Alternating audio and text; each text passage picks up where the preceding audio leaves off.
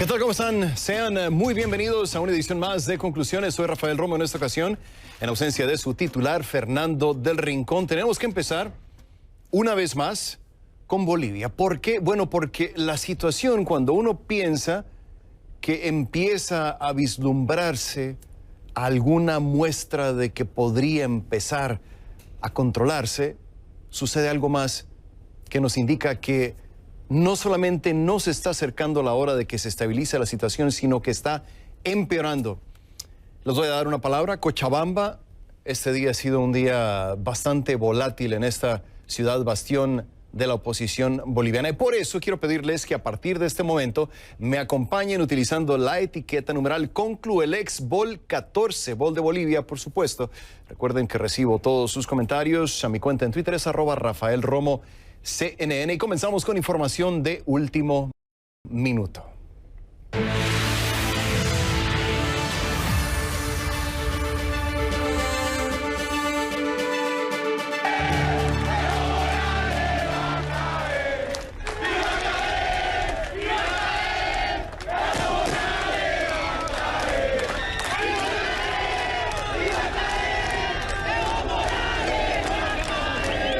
Ya lo escucharon, decenas de ciudadanos apoyan así a la policía de Bolivia.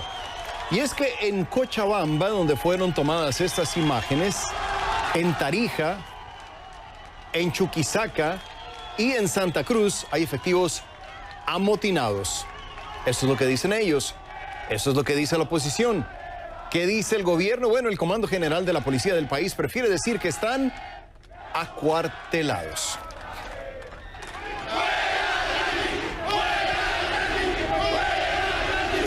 Bueno, ahí están las imágenes de Bolivia. El movimiento empezó en Cochabamba, tradicional bastión del presidente Evo Morales.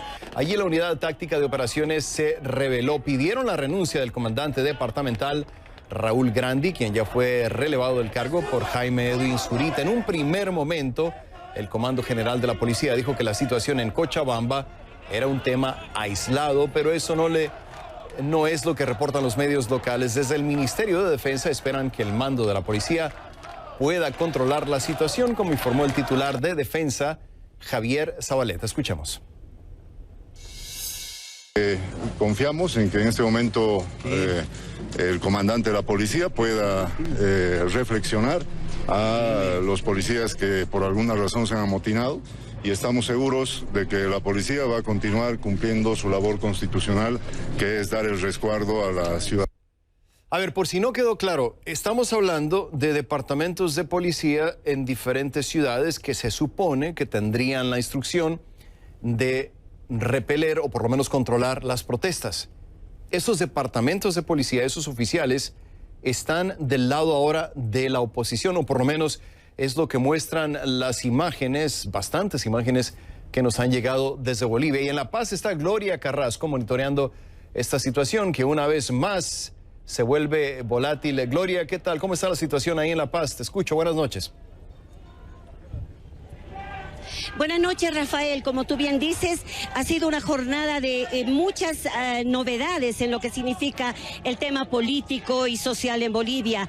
Al menos hasta esta hora, 8 de los 9 departamentos en Bolivia estarían con motines policiales. Aquí en La Paz, mucha gente ha salido a festejar lo que consideran ellos el respaldo de la policía a la gente, a la población que estuvo en las calles durante 15 días prácticamente luego de la votación de las elecciones del pasado 20 de octubre.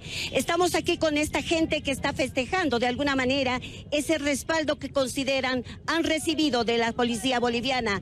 ¿No es cierto? A nombre de los comités cívicos de Bolivia, queremos decirles a esos patriotas policías que están honrando su sagrado juramento a la bandera, a la patria y a nuestro Dios, para unirse a su pueblo y votar a este dictador. Eso es lo que piensan miles de bolivianos en este momento. Veamos qué es el sentimiento de otra de las personas.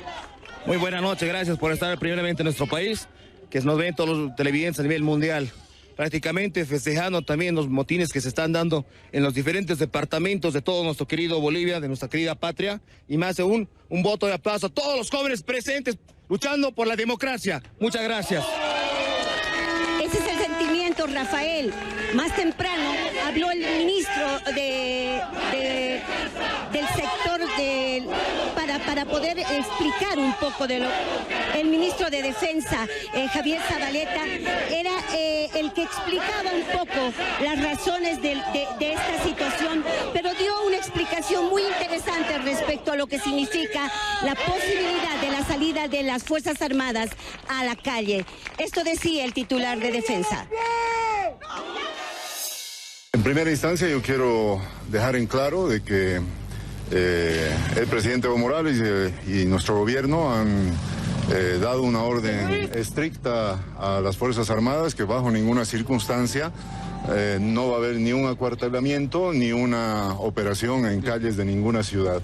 Por lo tanto, la situación de las Fuerzas Armadas en los 9 departamentos y en todo el país es la de la normalidad y de sus actividades cotidianas. Por lo tanto, no hay ninguna movilización de ningún militar en ningún lugar del país para tranquilidad de la población.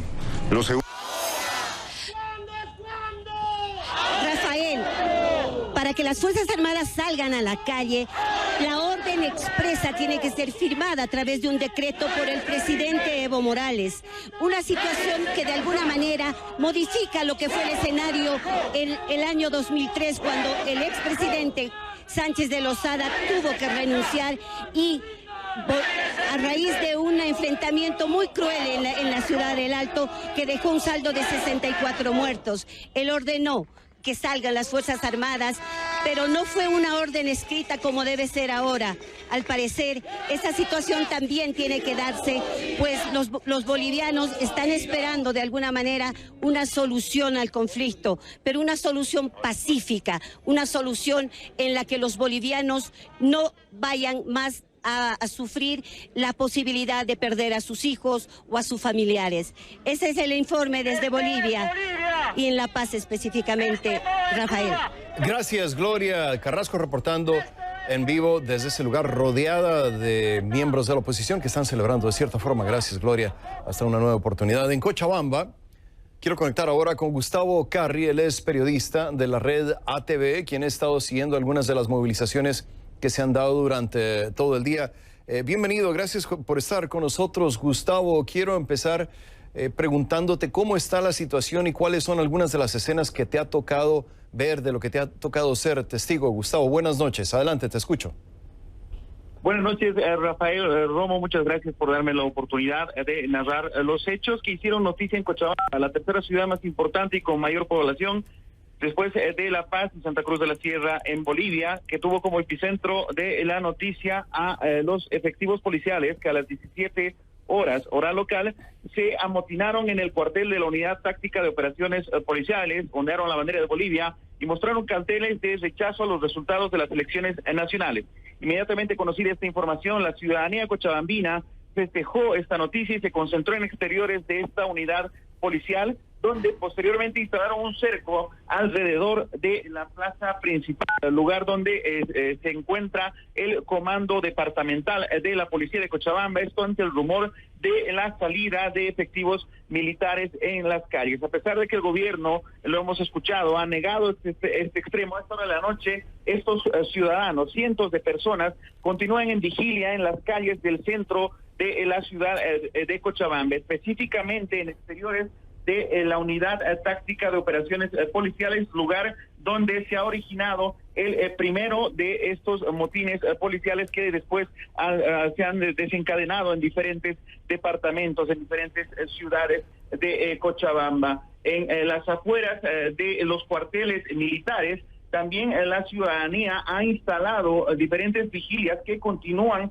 a esta hora de la noche, precisamente ante el rumor de esta inminente salida de efectivos militares a las calles. Quiero decirte que entre los hechos noticiosos que me ha tocado hacer cobertura, por ejemplo, está uno que ha ocurrido a las 20 horas, hora local, donde grupos de personas desconocidas han incendiado la sede de los productores de hoja de coca en la ciudad de Cochabamba. Recordemos que los productores de coca son uno de los grupos más leales al gobierno del movimiento al socialismo. Ni siquiera el anuncio del cambio de comandante de la policía en Cochabamba pudo hacer retroceder la postura de los policías amotinados. Recordemos que...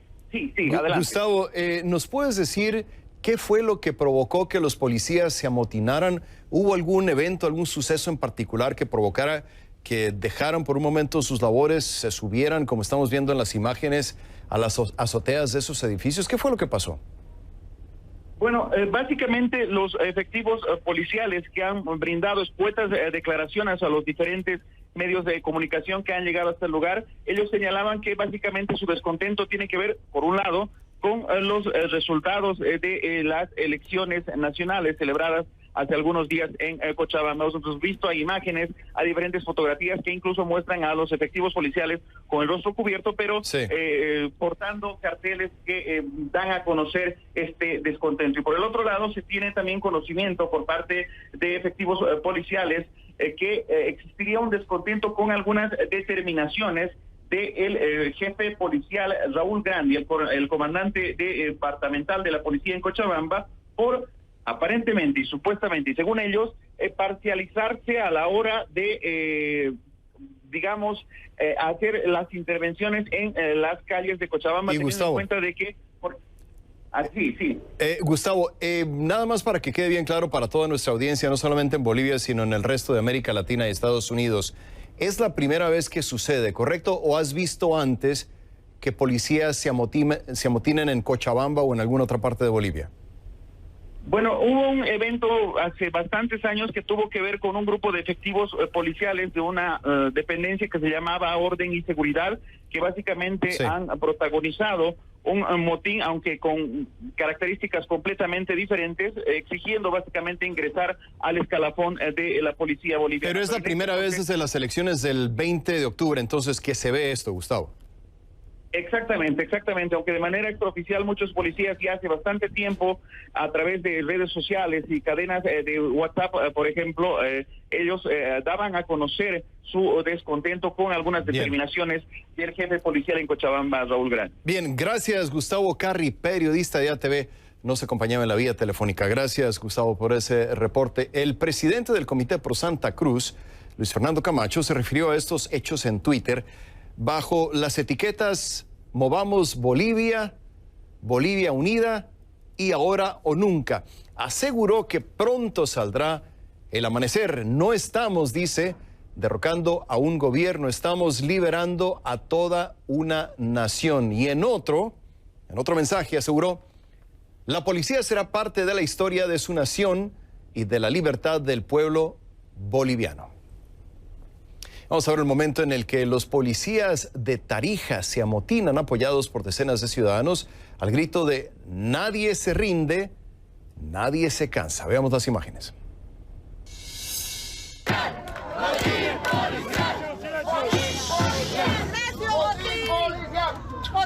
A ver si no tengo consecuencias, pero algo que quiero decir. ¿Quién se rinde? ¡Nadie se rinde! ¿Quién se cansa? ¡Nadie se cansa! Así está la situación, imágenes que hablan por sí solas. Ahora, ¿qué estará diciendo a esta hora el presidente de Bolivia, Evo Morales?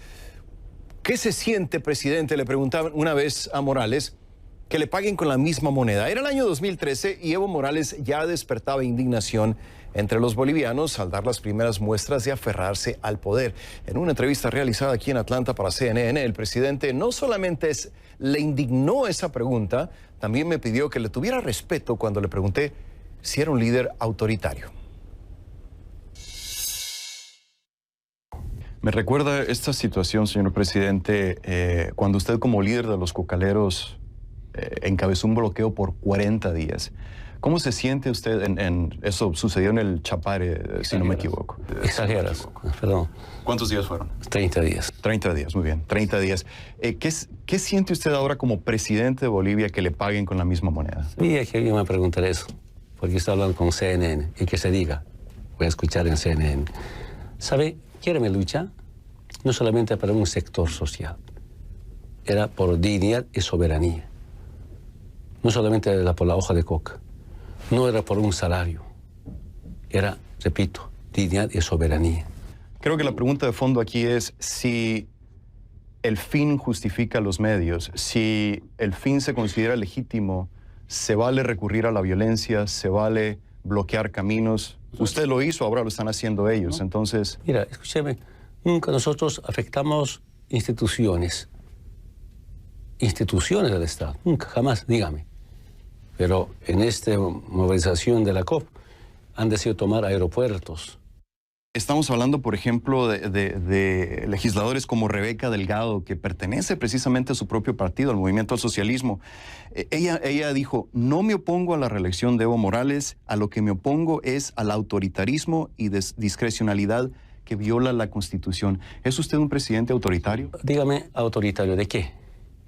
Dígame. Le estoy diciendo lo que dijo Rebeca Delgado. Si usted me dice autoritario o no es autoritario, ¿por qué no primero investigas y me dice por qué autoritario? Quiero saber, ¿qué elementos? De fondo, el querer perpetuarse en el poder es un síntoma de ser autoritario. Entonces, por eso le pregunto yo.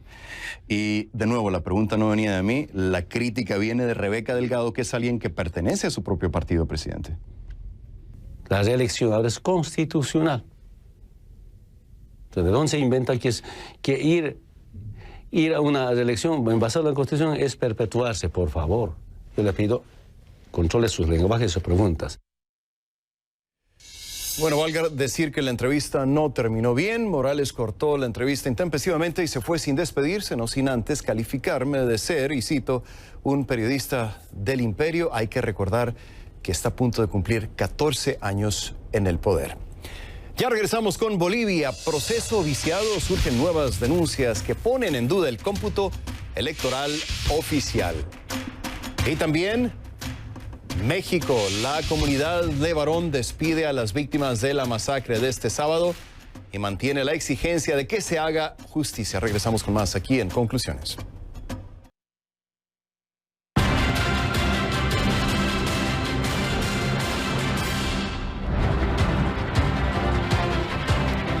Sigue pasando el tiempo y surgen nuevos argumentos que cuestionan la validez de los resultados electorales oficiales en Bolivia. La empresa Ethical Hacking es otra de las que pone en duda el proceso y es la misma que el Tribunal Supremo Electoral contrató para realizar una auditoría antes de las elecciones.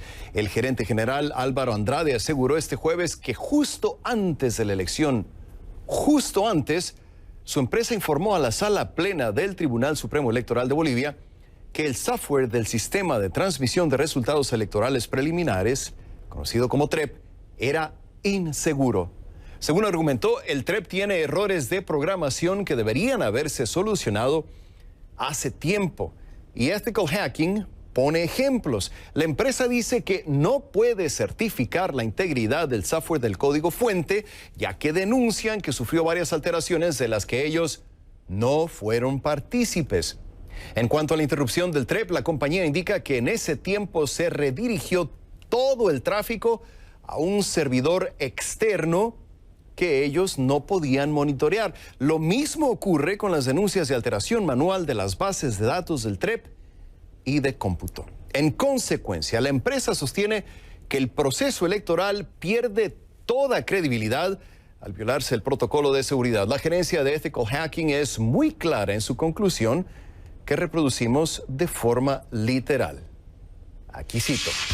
Es por todo esto, aseguran, que no podemos dar fe de la integridad de los resultados electorales, ya que todo el proceso está viciado de nulidad por la cantidad de alteraciones al código fuente del TREP, la cantidad de accesos y modificaciones de forma manual, palabra clave aquí, manual, y con máximos privilegios a las bases de datos y las inconsistencias que fueron apareciendo entre TREP y sistema de cómputo durante el proceso electoral. Frente a todo esto, ¿cuál es la respuesta del Tribunal Supremo Electoral? El organismo asegura que el informe que tienen de Ethical Hacking con fecha 28 de octubre se contradice con la información que la empresa dio este jueves a los medios. Al mismo tiempo aseguran que están a la espera de los resultados de la auditoría de la OEA. Lo hablo con el protagonista.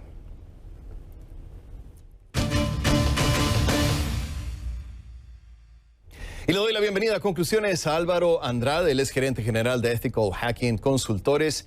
quien nos acompaña en vivo. Gracias por estar con nosotros.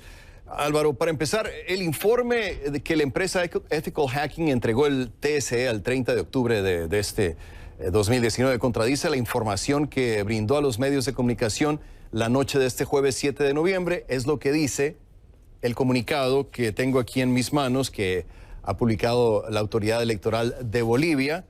Decía, no existió ningún tipo de alteración de datos ni de ataque cibernético. Se verificó que el problema fue causado por falta de comunicación por parte de la empresa Neotec al saltarse el protocolo de comunicación para cambios en la infraestructura. Pero lo que ha respondido tu empresa, Álvaro, es que este informe, este comunicado, no da a conocer todo lo que pasó, sino el momento inicial. ¿Qué nos puedes decir, Álvaro? Bienvenido, te escucho.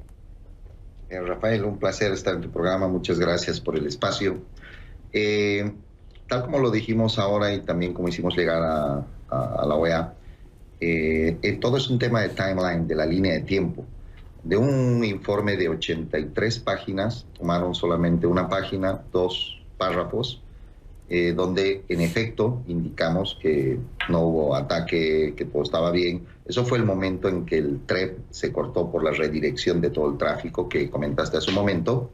Pues en ese momento, entre las 8 y 9 de la noche del 20 de octubre, hicimos un análisis y después de hacer el protocolo de seguridad, análisis, todo lo demás, se concluyó de que no había habido un ataque, no se generó un hackeo y de que todo estaba correcto. O sea, fue el momento inicial, en otras palabras, Álvaro, fue el momento preliminar, digamos.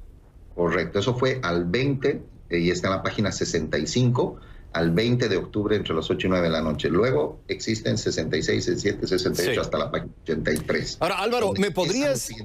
Sí. Perdón por la interrupción, ¿me podrías dar detalles de cuáles son las circunstancias a las que te refieres cuando dices que el proceso electoral boliviano está, y así lo pones en varias instancias, viciado de nulidad? ¿Qué quieres decir con eso? Desde el punto de vista ya de forense, desde el punto de vista tecnológico, desde el punto de vista de seguridad informática, en un proceso de cómputo electoral, una vez que inicia el cómputo, no se puede tocar el sistema, no se pueden tocar las bases de datos, menos conectarse con privilegios, cuentas de altos privilegios y realizar cambios manuales, base por base, haciendo el cambio en una base, luego replicando la otra. Luego ¿Y eso fue lo que pasó? Corrigiendo. Sí, eso fue lo que pasó y todo lo tenemos registrado en nuestros sistemas, ¿no? Ahora, con base en todo esto que nos has dicho y lo que ya has publicado en la prensa local, ¿utilizarías la palabra fraude para referirte a lo que pasó la noche de entre el 20 y 21 de octubre, Álvaro? No, estimado. Nosotros como empresa auditora, nuestro trabajo específicamente era analizar, detectar, identificar y reportar. El tema de fraude tiene que venir ya de una instancia a nivel de un análisis forense, a nivel de base de datos, la gente que maneja las bases de datos, que ha visto las inconsistencias, que pueden ver inconsistencias entre una u otra base de datos, o el trabajo que está haciendo de forense la OEA, ellos podrían estar tal vez en una posición más adecuada para hablar de fraude. Nosotros hemos hablado de todas las irregularidades que se han encontrado y las cuales han ido viciando el proceso de nulidad, todo este proceso electoral, ¿no? ¿Hay un conteo, Álvaro, final de cuántas irregularidades pudo tu empresa constatar dentro de todo este proceso? Sí, hay bastantes, ¿no? Y tenemos un informe que también está registrado y entregado a la OEP, que es uno de los informes, que es este de 83 páginas, de donde extrayeron estos 2 párrafos para hacer su declaración de día. Y pues está detallado día por día, hora por hora, todos los sucesos, conexiones no autorizadas, bases de datos, irregularidades, temas que estaban funcionales, otros no funcionaban.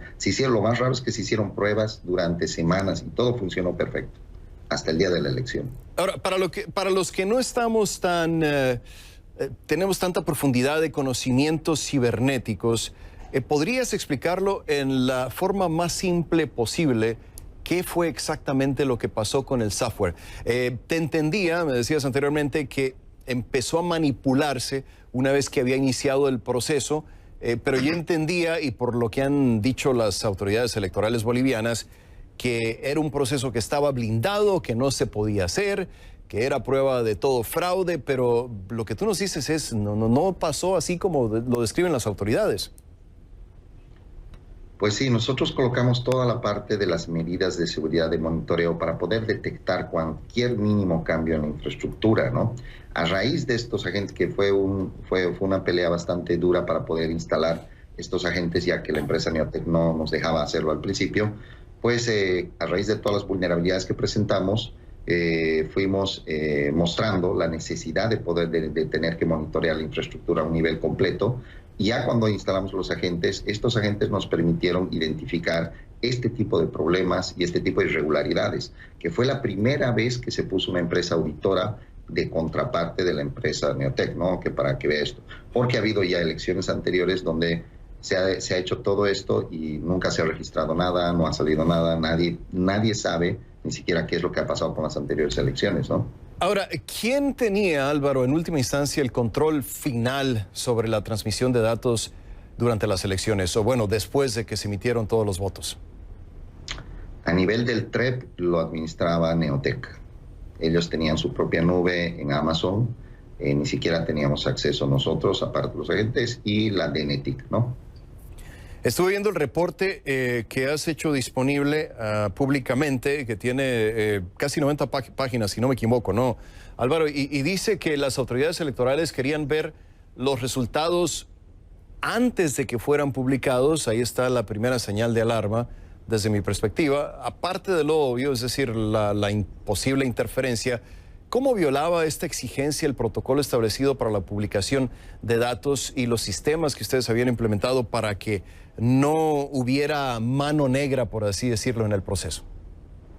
Sí, justamente el tema es que ya todo en una red toda analizada y monitoreada 24/7, el realizar sin autorización, levantar un servidor que está fuera del perímetro de seguridad, de la autenticación, que no tiene agentes, y que redireccionen todo el tráfico de 350 operadores del CERESI que iban a un servidor y lo manden a otro servidor y ese empieza a generar los tráfico.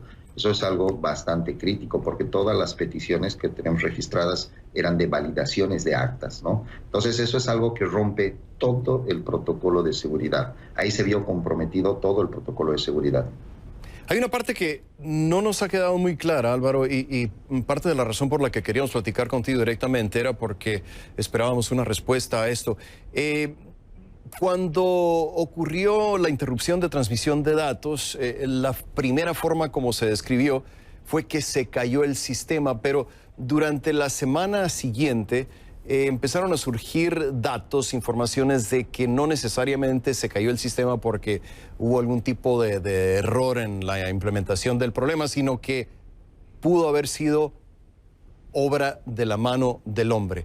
Desde tu perspectiva, ¿qué fue lo que pasó, Álvaro, ya para terminar? Nuevamente, como te digo, hubieron muchos errores, fallas, cosas bastante tontas, por decir, que no deberían haber pasado, muchos errores humanos a nivel del protocolo de seguridad. Y pues todo esto, como te digo, fue una cadena, un cúmulo de acciones que fueron invalidando todo el proceso, ¿no? ¿Intencionalmente, Álvaro, o se trató de algún error cibernético? No te podría decir exactamente porque hemos tenido 5 o 6 incidentes, los primeros 6 incidentes con la empresa Neotec, de que habíamos quedado que nadie se iba a conectar y a las 2 horas veíamos una conexión. Habíamos quedado que, bueno, nadie iba a tocar el código fuente y al día siguiente a las 5 de la mañana habían recompilado el código fuente. Entonces, fueron muchas cosas que no sabíamos si realmente lo hacían adrede o por falta de conocimiento o disciplina de un protocolo, ¿no?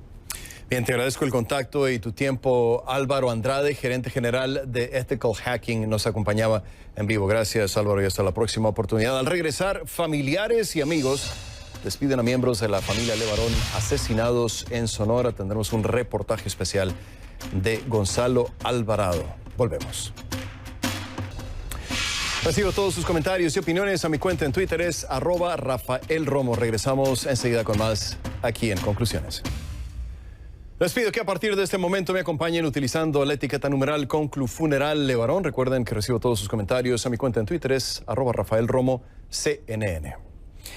Mientras el presidente de México, Andrés Manuel López Obrador, anunció la creación de un equipo especial para que investigue la masacre de 3 mujeres y 6 niños que fueron acribillados este lunes en la línea divisoria entre los estados de Sonora y Chihuahua, este sábado será sepultada la 9ª víctima, Cristina Johnson. Desde la comunidad de Levarón, Gonzalo Alvarado nos tiene los detalles de cómo se llevaron a cabo los sepulcros.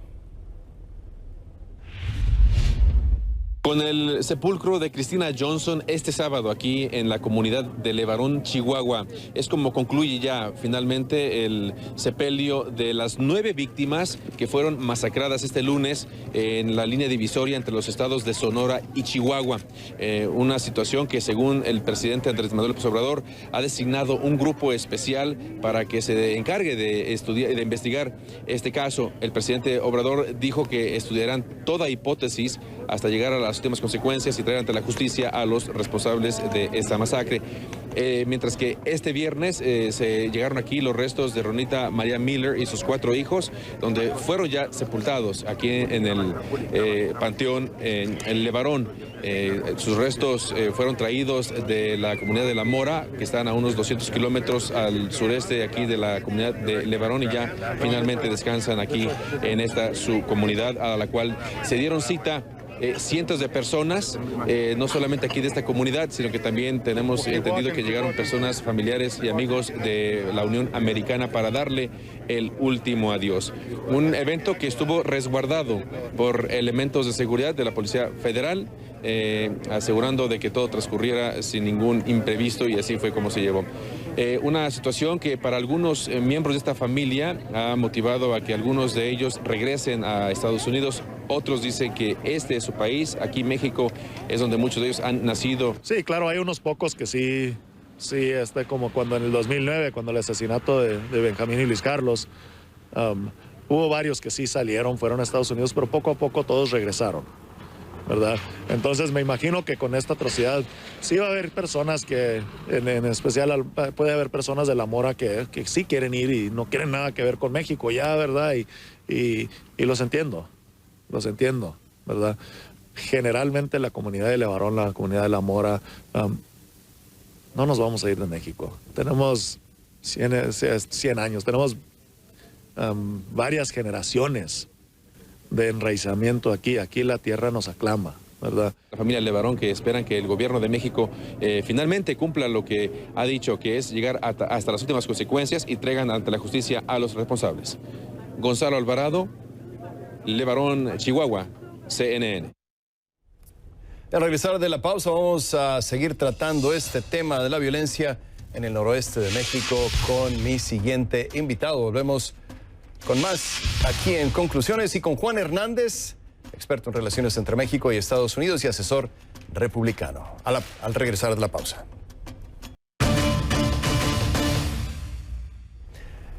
Para esta porción del programa quiero darle la bienvenida a Juan Hernández, secretario del Migrante y Enlace Internacional del estado de Guanajuato, México. Hernández fue clave también en establecer relaciones entre el gobierno de Vicente Fox y George W. Bush. Es experto en relaciones entre México y Estados Unidos. Juan, qué gusto saludarte. Gracias por estar con nosotros.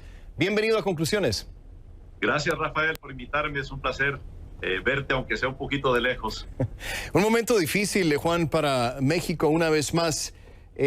Administraciones anteriores, sexenios anteriores en México habían tenido una política de mano dura contra el crimen organizado. El presidente actual, Andrés Manuel López Obrador, ganó en parte porque prometía cambiar la estrategia y seguir una política de abrazos y no balazos. No resultó la mano dura y ahora no está resultando la mano blanda. La pregunta del millón, Juan, ¿qué debe hacer México para controlar, para mejorar su situación de seguridad? Mira, sí, es un gran reto el que tiene México. Creo que vale la pena mencionar que también Estados Unidos tiene grandes retos. Estaba leyendo, creo que fue el Washington Post, que decía que Estados Unidos ha tenido en este año ya 334 tiroteos masivos, massive shootings, casi uno diario, un poquito más de uno diario porque todo termina el año. Entonces sí hay unos grandes retos mundialmente en Estados Unidos, en México, con relación a la violencia. Por otro lado, sí te quiero decir que yo ahora vivo y trabajo en Guanajuato para el gobierno y nunca ha estado el estado de Guanajuato en la lista de los lugares peligrosos para los ciudadanos americanos. Nunca, hasta la fecha. Hay retos, no podemos esconderlos ni debemos de esconderlos. Sí, era lo que te iba a decir, que Guanajuato realmente en últimos años no necesariamente ha sido uno de los lugares más seguros de México, pero bueno, continúa, Juan. No, pero sí hay grandes retos en cuanto a la violencia, no podemos cerrar los ojos. Yo creo que Estados Unidos debe trabajar mucho más de cerca y no me refiero a los mensajes que ha dado en Twitter el presidente de Estados Unidos de mandar, qué sé yo, el ejército. No me refiero a eso, pero yo creo que muchísimo de los problemas sí tienen que ver, por ejemplo, con las armas que vienen de Estados Unidos para acá, pero hay un tema también muy importante. Las palabras sí cuentan. El utilizar un vocabulario violento en Estados Unidos con relación a nuestros migrantes, y sé que no es el tema principal que tú tienes, pero hay una gran violencia también que se está llevando a cabo con relación a los migrantes. El hablar de ellos como violadores, hablar de ellos como criminales, eso es totalmente diferente. Eso no había sucedido en la relación muy lamentable, sin duda alguna. Estados Unidos y México. Pero tengo esperanza, yo creo, en México y en Estados Unidos, que las cosas sí pueden ir cambiando. Hay jóvenes políticos en Arizona, José Rivero, por cierto, un state representative republicano, hispano, que no tiene que hablar en contra de los migrantes para empujar unas buenas relaciones entre México y Estados Unidos. Sí. A medida que hablas, estamos viendo las imágenes muy lamentables, muy tristes del funeral de la familia Levarón, y quería preguntarte cómo interpretas lo que pasó el lunes pasado en este lugar entre Sonora y Chihuahua. Hay gente que lo considera un parteaguas por la violencia en México y por cómo se dieron las cosas y porque estamos hablando de ciudadanos con doble nacionalidad. ¿Para ti qué representa lo que sucedió cerca de Bavispe el lunes pasado, Juan? Mira, sé que se están haciendo investigaciones todavía el de hoy, sé que hay muchas más preguntas que respuestas. Es un suceso, nuevamente como en Estados Unidos, los massive shootings, ¿no? O sea, ¿cómo te explicas que algo tan terrible le suceda a una familia, a niños, como ha sucedido en el sur de Texas, desgraciadamente, como ha sucedido en otras partes de Estados Unidos, que entra una persona con un rifle y se pone a matar gente? Todavía no sabemos exactamente qué pasó ahí, pero sabes que tenemos nosotros que, por un lado, lamentarlo todos como humanos. O sea, es terrible que humanos estén tratando humanos de esa manera. Olvidémonos de países y trabajemos juntos. Demos un gran pésame a esta familia que está sufriendo y a otras que están sufriendo en Estados Unidos y México, pero pasemos adelante de esto, luchando en contra de que esto vuelva a suceder. Yo creo que Estados Unidos puede hacer muchísimo más por la relación con México. Me refiero a eso, por ejemplo, de las armas, ¿no? Sí. En Texas se habla de que en Texas puede ir cualquier persona y comprar armas y llevarlas escondidas a México, ¿no? De eso te quería preguntar, Juan, porque habrás de recordar que durante la presidencia de Vicente Fox, cuando estaba George W. Bush en el poder, incluso en los sexenios subsiguientes, con Calderón, con Peña Nieto, había esta idea entre México y Estados Unidos de que el problema del narcotráfico y la violencia por las drogas era un problema compartido al que había que encontrarle una solución compartida. ¿Qué pasó con ese concepto, Juan? ¿Se ha perdido en las presentes administraciones? Pues mira, por un lado hace buenos comentarios el presidente Trump acerca del presidente López Obrador. El presidente López Obrador hace buenos comentarios acerca del presidente Trump. No sabemos en realidad si es que hay conversaciones y de qué se tratan esas conversaciones. Pero yo creo que los mexicanos y los americanos seguimos con nuestras conversaciones, seguimos empujando las buenas relaciones. Estaba yo viendo los números, hay 39 millones de empleos en Estados Unidos que vienen directamente del comercio internacional. 12 millones de ellos son directamente creados por la inversión con México, entre México y Estados Unidos. O sea, México crea esos empleos allá. tenemos que trabajar. Me recuerdas, tuvo muchísimo también aquellos tiempos al doctor Pastor, ¿no? Que hablaba de cómo Canadá, Estados Unidos y México podrían trabajar juntos. Sí. 3 naciones independientes, pero sí trabajar juntos. Hoy es muy difícil hablar de inseguridad y que Estados Unidos y México trabajen juntos para que no sucedan estas terribles cosas, pero yo creo que si trabajamos juntos en otras áreas, por ejemplo en el comercio, yo creo que no que se vaya a acabar la violencia, mucho tiene que ver del corazón también, amigo. Sí. Creo que Rafael estarías de acuerdo. Sí, completamente. Y la relación y esa conexión que es innegable. Juan, se me acaba el tiempo desafortunadamente. Gusto saludarte, Juan Hernández. Hasta la próxima. Gusto saludarte a ti. Vente para acá Gracias, Juan. Tras el amotinamiento de policías en varias regiones de Bolivia, el presidente Evo Morales reacciona. Lo veremos al continuar. Hay amotinamiento de policías en varias regiones de Bolivia. ¿Y qué dice Evo Morales? Se pronunció en Twitter. El mandatario llamó al pueblo y citó a cuidar pacíficamente la democracia y la constitución política del Estado y denunció que grupos violentos han puesto en marcha un golpe de Estado. Volvemos. Y así nos despedimos de esta edición de Conclusiones. Soy Rafael Romo en esta ocasión en ausencia de Fernando del Rincón. Gracias por su atención. Hasta la próxima.